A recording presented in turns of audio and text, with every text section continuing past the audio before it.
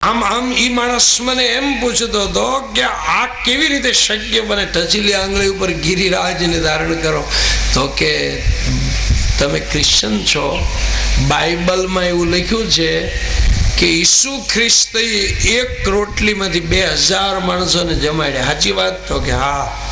તો કે તમે ઈસુને શું સમજો છો? તો કે ઈસુને ભગવાનનો દીકરો ગણીએ છીએ.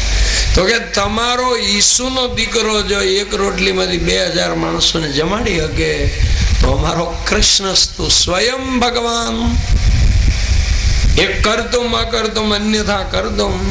અને સત્ય એટલે પાછું બની ગયેલી ઘટના એમ ન માનો. જે ઘટના સાંભળીને હજારો માણસની શ્રદ્ધા છે એની નિર્માણ થાય એને સત્ય કહેવાય. બની જ ગયેલી ઘટના એવું નથી. તમે એવું સાંભળો કે ગિરિરાજ ને ભગવાને ટચલી આંગળી ઉપર આમ ધારણ કર્યો તો આપણી જેવાને તરત વિશ્વાસ આવી જાય, આમ શ્રદ્ધા નિર્માણ થાય કે ભગવાન અવડો મોટો ડુંગરો ઊંચકાવી શકે તો 5.5 ફૂટનો હું મને નો ભગવાન ઊંચકાવી શકે. આમ અંદર આવો વિશ્વાસ નિર્માણ થાય. એટલે સતે હિતમ સત્યમ. અને કૃષ્ણ ભગવાન ટચલી જો કે ઉપાડ્યો છે ભગવાને, ગોવાળિયા તો એમાં નિમિત્ત છે. ગોવાળિયા સરળ હતા એટલે એને કનૈયાને કીધું કે 2 દીથી ટચલી આંગળી ઉપર આમ રાખીને ઊભો છો, તે અમે બધા લાકડીનો કે ટેકો દઈને ઊભા છીએ ને, તારે આંટો મારવો હોય તો મારી આય.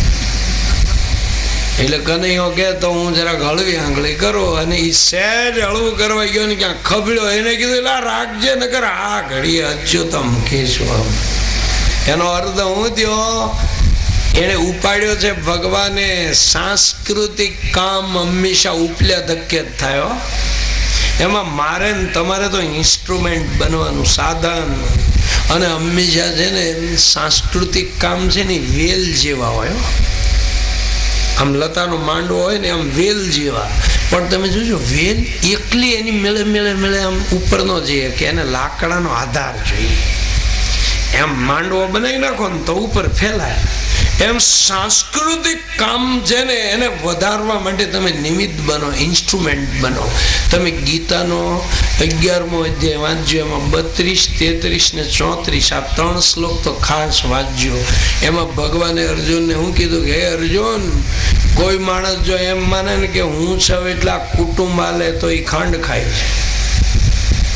કોઈ માણસ એમ માને ને કે હું છું એટલે આ સામાજિક પ્રવૃત્તિ થાય તો એ ખાંડ ખાય. કોઈ માણસ એમ માને ને કે હું છું એટલે ભગવાનનું કામ હાલે છે તો એ માણસ ખાંડ ખાય છે. ત્યારે અર્જુને કીધું તો પછી પ્રભુ અમારી કઈ જરૂર નહીં? તો કે ના, એવું નથી. તારી જરૂર મારે જરૂર છે, પણ તારી જરૂર ક્યાં છે? તો કે નિમિત્ત માત્રમ ભવસવ્ય સાચીન. ઇન્સ્ટ્રુમેન્ટ બનવામાં મારે તારી જરૂર છે. મારે તારા માથા ઉપર કળશ ઢોળો અને સારા કામમાં સાધન બની જાઓ. વાતની વાતમાં ઇતિહાસ બદલાઈ જાય, રાતની રાતમાં ઇતિહાસ બદલાઈ જાય. તમે જો આમ તમારે 2 ભાઈબંધોને એટલી બધી મિત્રતા હોય, અતૂટ વિશ્વાસ હોય ને, પણ એકાદો ભાંગરો વચમાં ભળી ગયો હોય ને તો વાતની વાતમાં વિશ્વાસ બદલાઈ જાય. ઘડીકમાં 6 મહિનામાં 2 ભાઈબંધને જુદા પડી જાય. વાતની વાતમાં વિશ્વાસ બદલાય અને રાતની રાતમાં ઇતિહાસ બદલાય. આ કઈ પોપાબાઈનું રાજ નથી. આ કોઈ વિધવાબાઈનું ખેતર નથી. આની પછવાડે હેન્ડલિંગ કરનારી શક્તિ છે. એટલે હંમેશા છે ને સાધન બનો, ભગવાનનું સાધન. ભગવાન મને વાપરી લ્યો, તમારા કામમાં મને સાધન બનાવો. તમે જો સાધનને કોઈ દી પોતાની ઈચ્છા નહીં. દાંતડું કોઈ દી એમ કે ખરું કે 4 વાડવા જ મને લઈ જાઓ, બાજરામાં હું નહીં આવું. એ એના માલિકને જ્યાં વાપરવું હોય ને વાપરે. એમ સાધન હું ઈશનું ઈ ભૂલ્યા તો દુઃખ છે. એટલે અહીંયા ઉપાડ્યો કૃષ્ણ ભગવાને. પણ ગોવાળિયા જ બધા નિમિત્ત બન્યા. જેટલા ગોવાળિયા નિમિત્ત બન્યા ઇતિહાસમાં અમર થઈ ગયા. આજ 5-5 હજાર વર્ષ સુધી એને રોજ યાદ કરીએ. કેટલાક ગોવાળિયા એવા હતા કે અમારી લાકડી ખપાડામાં ભરાવી છે ને અમુક કે અમારો બોથો તૂટી ગયો હું હુતા જ ને હારો કરાવી આવું. એ હજી હારા જ કરાવે એમના. સાંસ્કૃતિક કામમાં નિમિત્ત બનો. આમ છે ને કૃષ્ણ ભગવાન ટચલી આંગળી ઉપર રાખે ટેકો લેવો હોય તો ઈશ્વરનો લ્યો. સર્વાન ધર્માન પરિત્યાજ્ય મામેકમ શરણમ વ્રજ અહમ ત્વામ સર્વ પાપેભ્ય મોક્ષયિષ્યામિ કિલકામ. અને પછી તો કનૈયાએ એક હાથથી આમ ટચલી આંગળી ઉપર ગિરિરાજને રાખ્યો અને બીજા હાથમાં વાંસળી લીધી અને પછી ભગવાન વાંસળી વગાડે.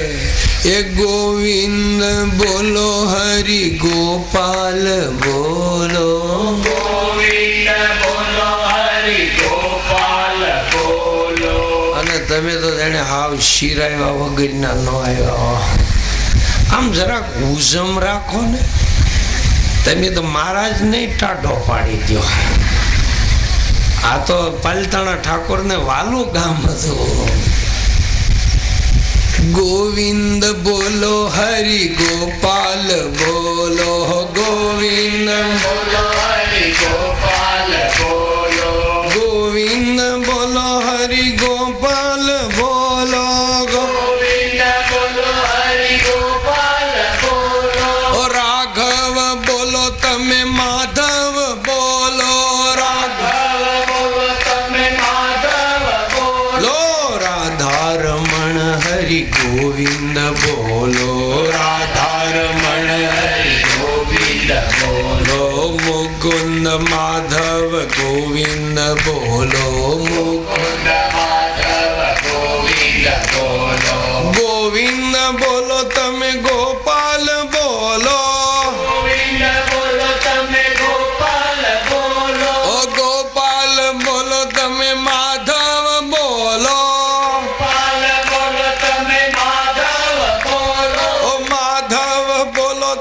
રાઘવ બોલો, લો. રાધારમણ હરિ ગોવિંદ બોલો, રાધારમણ હરિ ગોવિંદ બોલો. વિઠ્ઠલ વિઠ્ઠલ પાંડુરંગા તું બોલો, વિઠ્ઠલ વિઠ્ઠલ પાંડુરંગા તું બોલો. ગોવિંદ બોલો હરિ ગોપાલ બોલો, ગોવિંદ બોલો હરિ ગોપાલ. કૃષ્ણ ભગવાનની વાંસળીમાંથી અવાજ આવે ને ગોવર્ધન મંડ્યો ડોલવા. હાથ દી સુધી માણસને શરીર ધર્મ ભૂલાઈ ગયો. એમાં ભૂખ તરસ આ દેહ ધર્મ. હાથ દી સુધી ગોવાળિયા ગોપીઓ ગોપ બાળકો ગાયોનું રક્ષણ કર્યું અને ઇન્દ્રને સાચા સ્વરૂપનું ભાન થયું. અને દોડતો દોડતો આવીને એને દંડવત પ્રણામ કરીને કીધું કૃષ્ણસ્તુ સ્વયં ભગવાન. અભિમાન ઓગળી ગયું, મારી ભૂલ થઈ. અને મેઘોને કીધું એ બંધ થાઓ બધા વરસતા. 12 મેઘ વરસતા બંધ થયા અને બધા વ્રજવાસીઓને લઈને કૃષ્ણ ભગવાન બહાર આવ્યા. અને હવે બધાને ખાતરી થઈ ગઈ કૃષ્ણસ્તુ સ્વયં નારાયણ. અને વ્રજવાસીઓ બધા વૃંદાવનમાં આવ્યા. પણ બધાના મનમાં એમ થયું 7 વર્ષનો છોકરો અને આવડો મોટો ડુંગરો, આ છોકરો છે કોનો? અને ચોરામાં બધા વ્રજવાસીઓ ભેગા થયા. ત્યારે એકે શું કીધું કે તમને બધાને આજ જ વેમ પડ્યો ને મને તો એ જન્મો ત્યારનો જ વેમ છે કે આ આપણા નંદ યશોદા ગોરાના કાળિયાને ક્યાંથી લઈ આવ્યા. મને તો વેમ જ પડે છે. ત્યારે અમુક વડીલ કે તો બોલાવો નંદ બાબાને. ખાતરી કરીએ. નંદ બાબાને બોલાવ્યા કે આખા ગામમાં લોકોને શંકા છે છોકરો કોનો છે? તો છોકરો મારો છે. તો કે બધા એમ કે 7 વર્ષનો છોકરો આવડો મોટો ડુંગરો ઊંચકાવે એમ. તો કે તમે ચિંતા ન કરો, શંકા ન કરો. એમાં નારાયણ જેવા ગુણ છે એવું ગર્ગાચાર્ય એના જ્યોતિષમાં લખેલું છે. અને આ બાજુ યશોદાને ખબર પડી ગામમાં બધા શંકા કરે એટલે ખોળામાં લઈને પૂછે હે બેટા તું દીકરો કોનો? તો કે તમારો. તો કે આ બધા ગામમાં શંકા કરે. તો કે શેની શંકા કરે? તો કે નંદ યશોદા ગોરાના કાળિયાને ક્યાંથી લાયા? કનૈયો કે માં હું કાળો થયો ને એમાં વાંક તારો છે. યશોદા કે કેમ મારો વાંક? તો કે માં હું જન્મો ને ત્યારે ગોરો હતો, પણ હું જન્મો ત્યારે તું હુઈ ગઈ હતી, અને હું છે ને 12 થી 4 વાગ્યા સુધી છે ને પથારીમાં આલોટ્યા કર્યો, તે અંધારું મને વળગી ગયું ને એટલે હું કાળો. યશોદા કે વાત સાચી હો, કે 12 વાગ્યા સુધી હું જાગતી હતી, પછી મને કાંઈ ખબર નથી, પછી તો 4 વાગે જ હું જાગી. તો કે માં તારા વાંકથી કાળો થયો. યશોદાજી માની લે છે. એકનાથ મહારાજ એમ કહે છે કે મનુષ્યનું કાળજું કાળું, કામનો રંગ કાળો. તમે વારંવાર કૃષ્ણનું કીર્તન ને કૃષ્ણનું કામ કરો ને તો કાળજાની કાળાશ ખેંચી લે. એટલે કરશતી ઇતિ કૃષ્ણ, હા એટલે શ્યામ. ગોપીઓમાં ચર્ચા થાય કે કૃષ્ણ કાળા કેમ, ત્યારે ગોપીઓ કે આપણી આંખની કીકીમાં કાયમ રહે ને આપણે રોજ સવારે મસ્ત આમ લગાડીએ એટલે કે કૃષ્ણ કાળા. મહાભારતમાં ઉદ્યોગ પર્વમાં કૃષ્ણ ભગવાન વષ્ટી કરવા ગયા દુર્યોધનને સમજાવવા. એ સમજાવવા ગયા ને એટલે દુર્યોધન ખીજાઈ ગયો કૃષ્ણની ઉપર કે તું અમારા ભાઈ ભાઈનું હમુનમું કરવા આવ્યો છો, પેલા તારું હમુનમું કર. તું 2 માન 2 બાપનો એમાં 100 કોનો? વસુદેવ દેવકીનો કે નંદ ને યશોદાનો?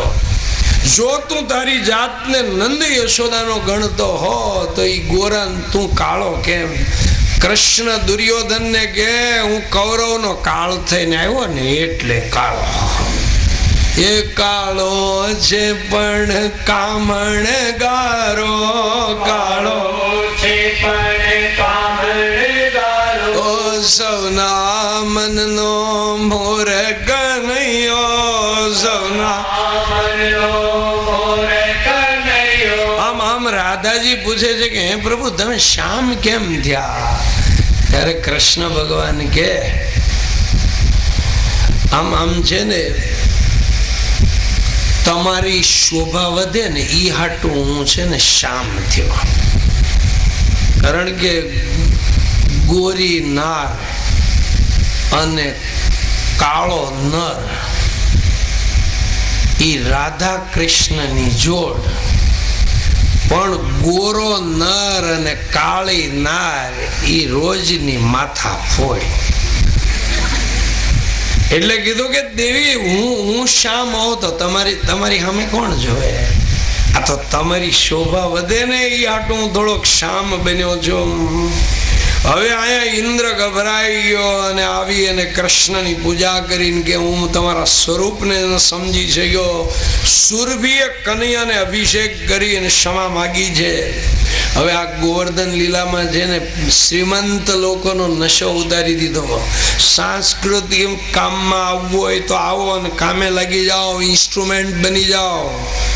અને કદાચ જો તમને એમ હોય ને કે અમે હોય તો કામ થાય તો ગાજર ખાતા બેઠા રહ્યો ખૂણામાં, મારે તમારી કાંઈ જરૂર નથી. આમ કૃષ્ણ ભગવાને ઇન્દ્રનો ગર્વ ઉતાર્યો. આ ગોવર્ધન લીલાનું રહસ્ય છે. પછી રાસલીલા આવે. જ્ઞાન ભક્તિ વધે ક્યારે? તો કે ઈશ્વરના તમે આમ વ્યાપક સ્વરૂપનો અનુભવ કરો ને પછી જ્ઞાન ભક્તિ વધે. એટલે હંમેશા વ્યાપક સ્વરૂપનો અનુભવ કરવો. અત્ર તત્ર સર્વત્ર ઈશાવાસ્યમિદમ સર્વમ. અને ઇન્દ્રિયો જ્ઞાન તરફ વળે, ભક્તિ તરફ વળે ને ત્યારે વાસના છે ને વિષય રૂપી વરસાદ વરસાવે. તમે શાસ્ત્રી ભક્તિ તરફ વળો ને એટલે લોકો છે ને એ વિષયોનો વરસાદ વરસાવે. અને સમાજ તો બોલવાનો ભાઈ, તમે ગમે એ કરો તો એ સમાજ બોલવાનો. કારણ કે એ રામ અને કૃષ્ણને સમાજે ન છોડ્યા હોય તો મને તમને ક્યાં છોડે? સમાજ તો આવું બધું બોલવાનો. પણ જેને જેને ભગવત કાર્ય કરવું છે એને હંમેશા ઈશ્વરના ચરણનું શરણ લેવું, ગોવર્ધનનાથનો આશરો લેવો. દુઃખમાં વિપત્તિમાં ટેકો એકમાત્ર પ્રભુનો. પ્રભુ મને સાજો ભરોસો છે તારો, પ્રભુ મને સાજો ભરોસો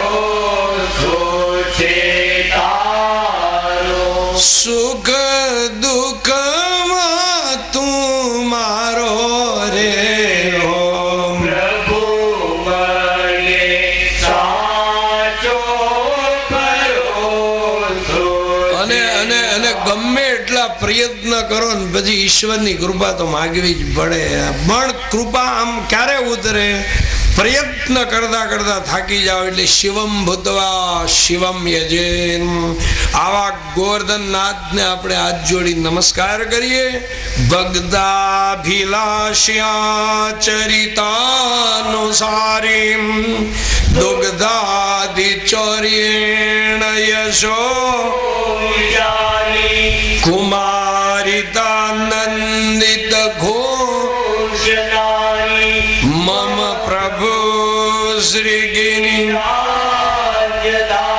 હવે ગોવર્ધન લીલા પછી ગોપીઓને ખાતરી થઈ ગઈ કૃષ્ણસ્તો સ્વયં નારાયણ. હવે એની હારે એકાકાર થવાની ભાવના જાગૃત થઈ. ભક્તિ રસમાં ઇન્દ્રિયોને તરબોળ કરો ને પછી રાસલીલામાં પ્રવેશ મળે. એટલે 28મા અધ્યાયમાં વરુણ દેવના પરાભવની કથા આવે અને 29મા અધ્યાયથી રાસલીલા આવે. આ રાસલીલા પેલા વરુણ દેવના પરાભવની કથા. એમાં એકવાર 11 હતી ને એટલે બધા વ્રજવાસીઓ યમુનાને કિનારે ગયા અને ત્યાં રાતે જાગરણ કર્યું છે. બધા વ્રજવાસીઓ જેની જાગે છે. ધ્યેયને માટે જાગરણ કરવું ને એને જાગરણ કહેવાય. એક ધ્યેયના અભિયાન માટે દઈ અને જાગવું, જાગૃતિ રાખવી એનું નામ જાગરણ. એટલે તો વિવેકાનંદે કીધું કે ઉત્તિષ્ઠ જાગ્રત વરાન પ્રાપ્ય નિબોધત. ઉઠો, જાગો, ધ્યેયને માટે લાગ્યા રહ્યો, માંડ્યા રહ્યો, સતત એમાં પ્રવૃત્ત બનો. એને જાગરણ કહેવાય. ઉજાગરો જુદો. નગર ઘણી વખત બહેનોના જાગરણમાં ભાઈઓ આંટામાં, આપણે કે તું શું આંટા મારે? તો કે મારે જયા પાર્વતીનું જાગરણ છે. અરે દીકરા, તારે ઉજાગરો છે. જાગવું એ આખી માનસિક ભૂમિકા છે. આજે તમે જો 60 વાળા સુધી માણસ હુતા હોય છે. જાગવું એ માનસિકતા છે. એમાં તમે જોયું ઊંઘી ગયેલો હોય ને એને જગાડવો હેલો, પણ ઊંઘવાનો ડોળ કરતો હોય ને એને જગાડવો અઘરો. એટલે એ અઘરું છે. જાગરણ કરવું એટલે ધ્યેયની માટે જાગૃતિ રાખવી. જાગત હૈ સો પાવત હૈ, સોવત હૈ સો ખોવત હૈ. ટુક નીંદ से अखियां खोल जरा वो गाफिल रब से ध्यान लगा. ये प्रीत करण की રીત नहीं, रब जागत है तू सोवत है. એટલે જાગે છે ને એમાં રાતના 12 પછી નંદ બાબા યમુનામાં નાવા પડ્યા. 12 થી 3 છે ને એ નિષેધ કાળ છે. એમાં તીર્થમાં નવાય નહીં, ભોજન કરાય નહીં. પણ હવે એમ વરુણ દેવનો અપમાન કરીને જેવા નંદ બાબા નાવા પડ્યા ત્યાં વરુણ દેવના સેવકો એને ઉપાડીને લઈ ગયા વરુણ લોકમાં. અને બાપને તકલીફ પડે એટલે છોકરો તો વાહે દોડે જ નહીં. એટલે કનૈયાએ જઈ વરુણનો પરાભવ કરી નંદ બાબાને વરુણ લોકમાંથી છોડાવી લાવ્યા. આ વરુણ એટલે પાણી. તમે જો જીભ છે ને એના માલિક દેવ 2 છે, એક વરુણ અને એક અગ્નિ. આ બોલાય અગ્નિ તત્વને હિસાબે બોલાય અને એક વરુણ એટલે પાણી. તમે જો જીભ છે ને કાયમ પલળેલી જ હોય. જો એ હુકાઈને તાળવે સોંટી જાય ને તો રામ બોલો ભાઈ રામ. જીભ છે ને એની ઉપર કાબુ રાખવાનો. જીભ છે ને એ ઘરમાં ઉંબરો કહેવાય. આખા શરીરમાં તમે જો જીભ ઉંબરો. ઉંબરા ઉપર દીવો મૂકી દો ને, લાઇટ વહી ગઈ હોય ને ત્યારે ઉંબરા ઉપર ટમટમ્યું મૂકો ને તો થોડુંક અંદર અંજવાળું પડે ને થોડુંક બારે પડે. એમ જીભ ઉપર ભગવદ વિચારોનો દીવો મૂકો ને તો અંદર અંજવાળું પડે, બારે અંજવાળું પડે. જીભ આપીને ભગવાને કમાલ કરી છે. તમે જો આમ છે ને કઢીમાં તમે 5 આંગળા નાખીને સવારના બેહો ને 12 વાગ્યા સુધી તો તમને આંગળા ન કે કઢી કેવી. પણ આંગળા આમ બોળીને તમે આમ જીભને અડાડો ને ત્યાં તરત કે ટાઢી છે પણ મીઠો લીમડો નાખેલી છે. તમે જો જીભના 6 રજ છે. એટલે તમે જો ખાવામાં અડાડીએ ક્યાં તરત કે ખાટું છે, ખારું છે, તીખું છે, મોળું છે, મીઠું છે. એટલે 6 રસ ઉપર કાબુ રાખો, 6 રસ ઉપર, અને તો જ તમને છે ને એમ પ્રેમ રસ મળશે. ષડરસ ને આધીન થઈ જાઓ તો પ્રેમ રસ મળે નહીં, ભક્તિ રસ મળે નહીં. એટલે કૃષ્ણ ભગવાન છે ને વરુણ દેવનો પરાભવ કરીને બાપુજીને લઈ આવ્યા. વરુણ એટલે પાણી અને જીભનો માલિક દેવ છે. જીભ ઉપર કંટ્રોલ રાખો, કોઈને ઉદ્વેગ થાય એવું બોલો નહીં. અનુદ્વેગમ. ક્યાં ગયા હતા એમ કહેવાય, ક્યાં ટળ્યા હતા એમ કહેવાય, બાપુજી કહેવાય, ડોસોય કહેવાય.